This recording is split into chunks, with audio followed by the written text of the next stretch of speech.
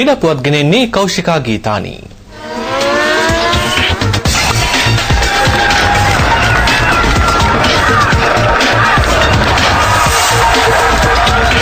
ශ්‍රී ලංකාවේ බේස්බෝල් ක්‍රීඩාව ප්‍රචලිත කිරීමට වැඩපිළිවෙළ රැසක්.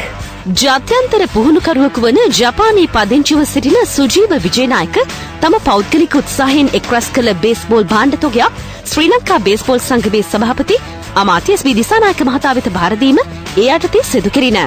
ජාතික කණ්ඩායම ඇතුළු ක්‍රීඩා සමාජ රැසකට මෙම භාණ්ඩ බෙදා හැරේ. බේස්බෝල් ක්‍රීඩාව ශ්‍රී ලංකාවේ දියුණු කිරීමට මෙවැනි උත්සාහයන් අගය කළ යුතු බව මෙහිදී අදහස් දැක්වූ අමාත්‍යවරයා පැවසිය.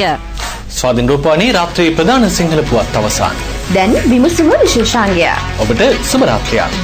ආයුබෝවන්.